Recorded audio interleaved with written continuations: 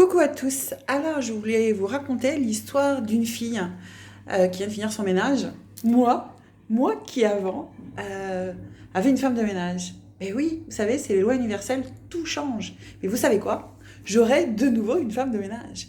Mais ce que j'avais surtout envie de vous partager, c'est non pas que je viens de faire mon ménage, mais que je suis une femme qui a eu ses expériences, qui a eu ses contractions, qui a eu ses expansions et qui aujourd'hui vit tout cela avec beaucoup d'apaisement en étant sereine. Alors je vis encore des contractions, je vis encore des expansions.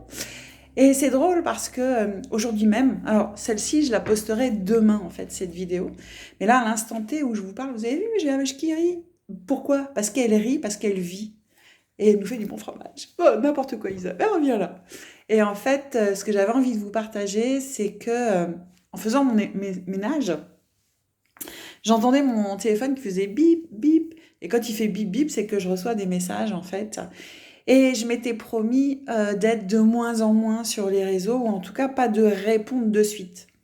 Alors, j'ai pas répondu de suite, de suite. Oh, presque de suite, en fait. Et c'était une personne qui se reconnaîtra, qui venait en fait, me dire encore une fois que c'était génial ce que je faisais, qu'elle me remerciait, et elle me racontait en fait ses propres blessures et tout ce que ça pouvait engendrer chez elle. Et étonnamment, elle a un mot du corps. Et hier, il y avait une personne qui venait me parler de ce même mot du corps. J'ai dit, oh, c'est bizarre, là, il y a des trucs qui sont en train de se passer actuellement. Il y a des gens qui ont besoin de libérer.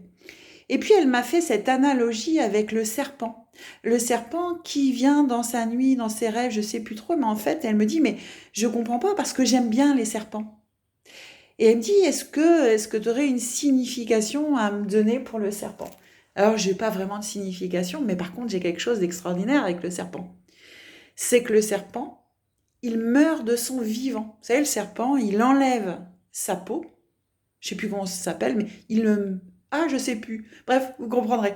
Il enlève sa peau de son vivant et puis il continue voilà, c'est pas toujours facile hein, d'enlever sa peau.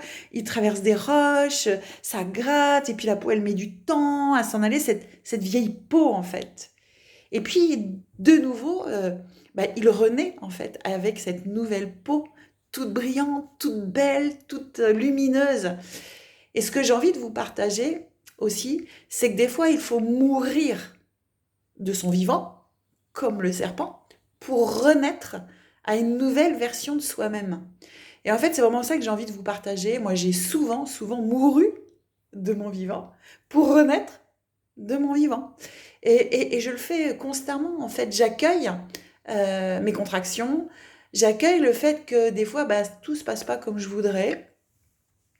Je me suis remise un peu à la méditation. C'est vrai que je ne méditais plus, mais c'est ok aussi, hein. Vous savez, il y a pas de règle en fait. Il y a la règle que vous avez envie de vous mettre. Il y a la règle de votre besoin du moment. Alors oui, ça serait bien que je médite tous les jours, mais alors c'est vrai que j'aime pas trop les rituels non plus. Donc je me laisse porter, je me laisse guider. Et je me dis, ben là, en ce moment, parce que je reçois aussi des messages de personnes qui méditent et du bienfait des méditations, et je me dis, waouh, ça serait bien que je me remette quand même à méditer.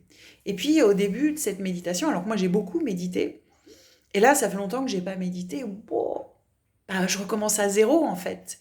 Parce que mon mental m'embarque dans qu'est-ce que tu dois faire, comment tu dois le faire, et pourquoi tu dois le faire. Et là, ouh, reviens là, Isa, reviens là, Théo. Alors oui, je reviens plus facilement qu'avant, parce que j'ai la connaissance et je connais comment ça se passe et je sais que mon mental peut m'embarquer. Mais comme je racontais, alors hier, hein, vous le recevrez demain, donc ça va être carrément décalé, mais c'est pas grave. Comme je le disais hier, c'est quand on monte dans une voiture pour la première fois avec le prof, là, le moniteur d'auto-école, on ne sait pas du tout conduire et on va même brouter. La première, ça couine, ça coince. Alors la deuxième, on n'en parle pas. On ne sait pas se servir des pédales, l'embrayage, le frein, le machin. Et c'est un bordel sans nom. Et en fait, ce que j'ai envie de vous dire, c'est qu'on est toujours en apprentissage, on est toujours en train d'apprendre. Et il faut aussi se laisser le temps d'intégrer ce qu'on apprend, le temps de libérer. Alors moi, j'ai pendant 2 ans, en effet, J'ai travaillé sur, alors on l'appelle le mindset, on l'appelle le mental, le cerveau en fait, tout simplement, ce qui nous permet aujourd'hui d'aller de gauche à droite, parce qu'il est important aussi. Il faut pas dire ouais, j'ai un ego surdimensionné, ouais, l'ego me fait chier. Non, l'ego est important dans votre vie. Moi, l'ego, là, bah, par exemple, il me sert à tenir mon téléphone, vous voyez, pour être plus ou moins bien mise, etc. Maintenant, je vais me servir de mon mental, en fait, pour aller d'un endroit à un autre. Bah là, pour faire mon ménage, j'ai eu besoin de mon mental pour tenir le balai, pour faire la serpillière, pour passer l'aspirateur, pour déplacer un truc. Ça, c'est mon mental. Maintenant, mon âme, mais je la laisse me porter et me guider. Et en fait, c'est vraiment ça, c'est un apprentissage de tous les jours. Moi, pendant 2 ans, j'ai travaillé sur ce mental pour lui l'apaiser, pour mieux me comprendre. Et j'apprends encore. Vous voyez, je me remets à faire des méditations, ça fait longtemps que je n'avais pas fait, et du coup, je redémarre. Mais du coup, j'ai plus de connaissances. C'est comme si ça fait longtemps que vous n'avez pas pris une voiture qui n'est pas automatique. Moi, j'ai des voitures automatiques. En fait, je passe plus les vitesses.